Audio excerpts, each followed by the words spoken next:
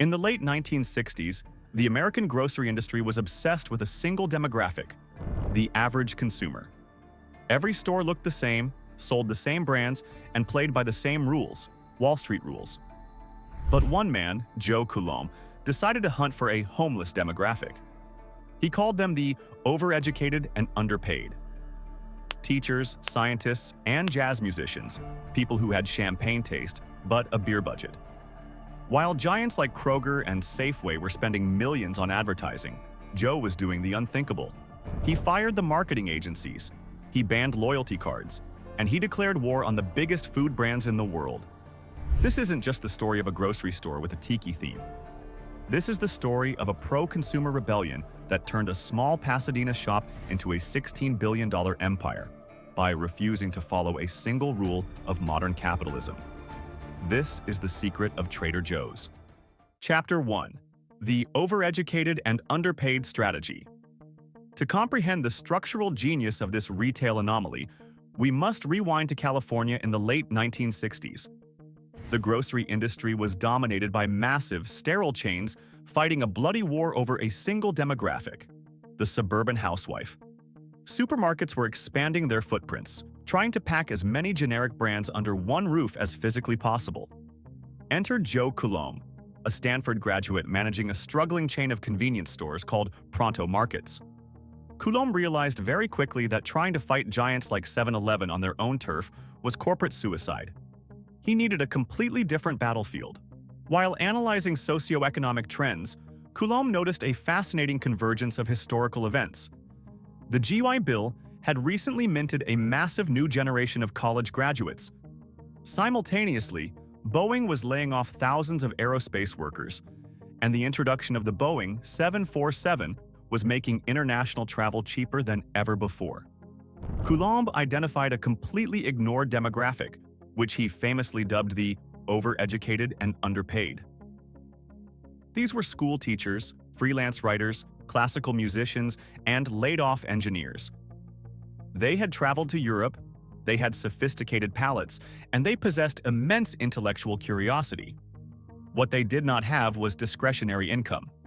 This realization was the foundational spark. Coulombe rebranded his stores to Trader Joe's, adopting a whimsical, South Seas tiki aesthetic to make the shopping experience feel like an exotic expedition, rather than a domestic chore. He stocked the shelves with items that appealed to worldly tastes but were priced for strict budgets: brie cheese, macadamia nuts, and obscure imported coffees. The ultimate artifact of this philosophy arrived in the form of a heavily discounted wine that would become a cultural phenomenon: Charles Shaw, universally known as $2 Chuck. The story of Charles Shaw perfectly encapsulates the Trader Joe's method. Originally a prestigious Napa Valley label that fell into bankruptcy, the brand was acquired by the Bronco Wine Company. Bronco utilized massive economies of scale, growing grapes in the hot, high-yield San Joaquin Valley, fermenting the wine in massive steel vats, and using cheap oak chips instead of barrels for flavoring. Trader Joe's struck an exclusive distribution deal, leveraging their massive purchasing power to sell the wine for exactly $1.99 in California. This wasn't just a cheap bottle of alcohol, it was a psychological masterstroke. For the overeducated and underpaid consumer, serving a $1.99 wine that actually tasted decent wasn't a sign of poverty. It was a badge of intellectual superiority. It signaled that the host was smart enough to bypass the pretentious markup of the traditional wine industry. By exclusively catering to this mindset, Trader Joe's didn't just acquire customers. They cultivated a fiercely loyal congregation of bargain-hunting intellectuals. Chapter 2. The Death of the Middleman. As the company expanded, it collided with the darkest, most predatory mechanic of the American grocery industry: the slotting fee. To understand why Trader Joe's is so heavily insulated against external pressure, you must understand how traditional supermarkets actually make their money. Most people assume grocers buy food wholesale and sell it at a retail markup. That is only partially true. The modern supermarket is fundamentally a real estate operation. Major consumer packaged goods companies, the massive conglomerates that make your cereal, soda, and potato chips, pay millions of dollars in slotting allowances simply to place their products on a supermarket's shelves. If a brand wants eye-level placement, they pay a premium. If they want to be on the end cap of an aisle, they pay an exorbitant tax. This system operates almost like a legal mafia. It creates an insurmountable barrier to entry for smaller, innovative food producers who cannot afford the extortionate shelf fees. Furthermore, the massive brands simply pass the cost of these slotting fees directly onto the consumer by raising the retail price of the food. Joe Coulombe looked at this system and completely rejected it. He recognized that slotting fees were an artificial tax that degraded the relationship between the merchant and the consumer. Trader Joe's instituted a radical, unbending policy. They would never charge a slotting fee. Not a single dime. Instead of acting as a landlord for massive brands, Trader Joe's positioned itself as a ruthless curator. They stripped the national brands off their shelves and aggressively expanded their own private labels. Historically, they introduced playful, culturally themed sub-brands like Trader Joe's for Italian food, Trader Ming's for Asian cuisine, and Trader Jose's for Mexican staples. While the company has recently streamlined these naming conventions, the underlying strategy remains identical: total vertical control. By eliminating the middleman, Trader Joe's can approach the exact same high-end manufacturers that supply the luxury brands and offer them a covert deal. The pitch is highly attractive to suppliers. Trader Joe's will buy massive, guaranteed volumes of their product, pay them promptly, and require zero marketing spend. In exchange, the manufacturer must sign a draconian non-disclosure agreement, completely hiding their identity, and allow the product to be wrapped in Trader Joe's proprietary branding. This absolute secrecy allows premium food manufacturers to run their factories at maximum capacity without cannibalizing the sales of their own higher-priced branded items at other stores. For the consumer, the result is staggering. You might be buying a bag of organic blue corn tortilla chips manufactured by a premium, nationally recognized brand. But because Trader Joe's has stripped away the marketing budget, the slotting fee, and the corporate overhead, you are paying 30 to 40% less. They completely bypassed the traditional supermarket real estate game and built a closed-loop supply chain that is functionally impossible for their competitors to infiltrate. Chapter 3. The Anchor Artifact. The $10 Sunflower Oil. The true power of this secretive supply chain is only realized when it is weaponized to protect the consumer against macroeconomic forces. The modern retail landscape is currently plagued by shrinkflation and quiet, relentless price hikes, where massive corporations slowly squeeze their customers to satisfy the quarterly profit margins demanded by Wall Street. Trader Joe's, however, operates under a strict doctrine of principled frugality. To understand why Wall Street hates Trader Joe's, you have to look at this: a simple bottle of sunflower oil. In any other supermarket, this bottle is a battlefield. Big brands pay slotting fees, essentially bribes, just to get this bottle at eye level. They spend billions on TV ads to convince you their oil is premium, then pass those costs directly to you at the checkout. Joe Coulombe saw this as a betrayal of the consumer. He made a defiant pact. Trader Joe's would never accept a slotting fee, not 1 cent. Instead, they go directly to the source. If a supplier raises the price by even 5 cents, Trader Joe's doesn't negotiate. They walk away. They would rather have an empty shelf than a price they can't defend to their overeducated audience. It's the exact same blood pact we saw with the $1.50 Costco hot dog. By stripping away the branding, the middleman, and the advertising budget, the artifact becomes the hero. When you see this label, you aren't just buying oil. You're buying a piece of corporate integrity that says, "We fought for this price, so you didn't have to." This unwavering stance creates a fascinating psychological dynamic within their stores known as the treasure hunt model. Because customers fundamentally understand that products can vanish at any moment, either due to a seasonal rotation or a sudden, uncompromising pricing dispute with a supplier, a profound sense of urgency is injected into every single shopping trip. It creates an environment of organic, highly profitable FOMO, fear of missing out.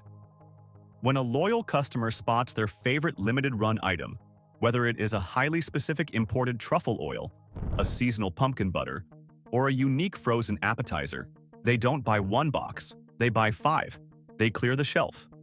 This scarcity principle aggressively drives massive, impulsive basket sizes, successfully turning a mundane, everyday grocery run into a high-stakes retail expedition. This fierce, unyielding commitment to consumer protection is entirely funded by their absolute refusal to participate in the modern corporate marketing machine. Trader Joe's possesses absolutely zero television advertising budget. They run no glossy, expensive magazine spreads.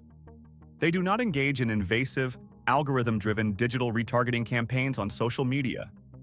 The tens of millions of dollars that a traditional, publicly traded retailer would burn on public relations agencies and marketing consultants are instead funneled directly into price suppression on the shelf. Their only form of outward corporate communication is a highly unusual, completely anachronistic publication called the Fearless Flyer. It is a quirky, newsprint catalog printed on cheap paper, filled with public domain Victorian-era clip art and deeply eccentric, highly verbose copywriting. Mailed directly to consumers and distributed freely at the checkout counter, the Fearless Flyer feels less like a polished corporate advertisement and more like a handwritten dispatch from an eccentric, food-obsessed uncle who just returned from a culinary tour of the globe. This deliberate, calculated lack of corporate polish is a powerful signaling mechanism. It explicitly tells the consumer that they aren't paying for executive vanity or Madison Avenue advertising agencies. They are strictly paying for the quality of the ingredients inside the package. It is a brilliant, highly effective psychological anchor that continuously reinforces their status as an anti-corporate haven in a sea of retail greed. Chapter 4. The Aldi Connection and the Secret Dynasty. To understand why Trader Joe's can operate with such brazen disregard for the rules of modern capitalism, you have to look past the laid-back, Hawaiian shirt-wearing employees and trace the money all the way back to Europe. The quirky California brand is actually entirely owned by one of the most secretive, ruthlessly efficient billionaire dynasties on the planet, the Albrecht family of Germany. The story of the Albrechts is a masterclass in post-war economic dominance. Following World War II, brothers Theo and Karl Albrecht took over their mother's small grocery store in Essen, Germany. Amidst the economic devastation, they realized that the only thing that mattered to the surviving population was absolute, uncompromising value. They stripped away all store decorations, sold products directly out of cardboard boxes, and ruthlessly cut overhead. They named their empire Albrecht Discount, later abbreviated to Aldi. Eventually, the brothers had a disagreement over whether to sell cigarettes in their stores. Instead of compromising, they cleanly split the empire in two. Karl took Aldi Süd, south, and Theo took Aldi Nord, north. Both operations continued to expand globally, sharing a similar philosophy but operating completely independently. In 1971, the trajectory of the Albrecht dynasty took a dark turn. Theo Albrecht was kidnapped by a disgruntled lawyer and held for ransom for 17 days. After paying a massive 7 million Deutschmark ransom, which the famously frugal Theo reportedly tried to write off as a business expense on his taxes, he became one of the most reclusive billionaires on Earth. He traveled in armored cars, utilized varying daily routes, and completely vanished from public view. This extreme desire for privacy, combined with an obsession with principled frugality, made Theo Albrecht the perfect custodian for Trader Joe's. In 1979, Joe Coulombe was looking for an exit strategy, fearing that upcoming deregulation in the trucking industry would destroy his supply chain margins. Theo Albrecht, operating through a family trust, quietly purchased Trader Joe's. The synergy was unexpectedly perfect. The Albrechts injected their terrifyingly efficient German logistical network and massive capital reserves into the California chain, while entirely preserving its eccentric, tiki-themed customer-facing identity. But the most crucial element of this acquisition was what it provided Trader Joe's: total financial insulation. Because Trader Joe's is owned by a private European trust with unfathomable cash reserves, they carry effectively zero debt. They are not beholden to the tyrannical 90-day earnings cycle of Wall Street. They do not have activist hedge fund managers demanding layoffs or dividend payouts. If Trader Joe's wants to spend 2 years sourcing the perfect $10 sunflower oil, or if they decide to pull a product completely rather than raise its price by 50 cents, they can do so without a board of directors staging a mutiny. The Albrecht connection ensures that the quirky neighborhood market is heavily armored by old-world billionaire capital, rendering it completely untouchable by the predatory forces of American private equity. Chapter 5. Why it can't be copied. Competitors have spent decades trying to replicate the Trader Joe's phenomenon, and they fail every single time. Whole Foods, Kroger, and Safeway simply cannot clone the model because they fundamentally misunderstand the underlying psychology of the operation. They believe the secret is the food, but the true secret is the architecture of choice and the empowerment of the workforce. In a landmark psychological experiment conducted by Columbia University in 1995, researchers set up a tasting booth for jam in a gourmet supermarket. When they offered 24 flavors of jam, many people stopped to taste, but only 3% actually purchased a jar. When they reduced the selection to just 6 flavors, 30% of the consumers made a purchase. This is known as the paradox of choice. When human beings are presented with too many options, they experience cognitive overload, leading to decision paralysis and anxiety. The average American supermarket is a monument to this cognitive overload, stuffing over 40,000 unique items, SKUs, into a cavernous 60,000 square foot warehouse. You don't just buy peanut butter, you have to choose between 40 different varieties of peanut butter. Trader Joe's weaponized the paradox of choice by completely eliminating it. Their stores are intentionally tiny, averaging around 15,000 square feet. They carry a highly curated selection of roughly 4,000 items. There is usually only one type of organic crunchy peanut butter. By heavily restricting your options, Trader Joe's removes the anxiety of grocery shopping. You trust their curation, you make faster decisions, and consequently, your basket size swells. This density of curation leads to an astronomical financial metric. Trader Joe's reportedly sells over $2,000 worth of merchandise per square foot, a number that absolutely decimates the industry average of $500. But the final, uncopyable layer of their defense is the operational structure of their employees. Following the nautical theme, the staff are organized into a strict hierarchy of crew, merchants, mates, and captains. Unlike the broader retail industry, which relies on a rotating door of minimum wage labor, Trader Joe's treats its staff as long-term investments. They offer highly competitive wages, comprehensive health insurance for both part-time and full-time workers, and a robust retirement contribution plan. Furthermore, you will never see a self-checkout kiosk in a Trader Joe's. While competitors invest millions in automation to eliminate labor costs, Trader Joe's deliberately forces human interaction. The cashiers are encouraged to chat with you about the specific items in your cart, acting as brand ambassadors who validate your culinary choices. If you want to know what a product tastes like, an employee is empowered to open the package right there in the aisle and let you try it. They communicate across the store not with sterile PA systems, but with a system of brass ship bells. 1 ring for a new register, 2 rings for a question, 3 rings for a manager. This ecosystem is impossible for a massive, publicly traded conglomerate to replicate. It requires sacrificing short-term profit margins for long-term cultural stability. Joe Coulombe didn't just build a grocery store. He built an exclusive club where the entrance fee was simply being smart enough to recognize a good deal. He proved that you don't need 50,000 items and a multi-million-dollar advertising budget to build an empire. You just need a deep understanding of human psychology, an uncompromising stance on value, and the quiet backing of a European billionaire dynasty. Trader Joe's proves a fundamental truth about modern commerce. Pro-consumer heroism isn't just an ethical choice, it is a devastatingly profitable business model. By entirely rejecting the toxic metrics of Wall Street, protecting their customers from inflation, and guarding their suppliers with absolute secrecy, they built an unassailable global empire perfectly disguised as a quirky neighborhood market. Which of these highly secretive retail tactics shocked you the most? Drop your thoughts in the comments below. If you want to continue uncovering the hidden economic forces and billionaire dynasties shaping our world, hit that like button and subscribe to Global Status. We will see you in the next investigation.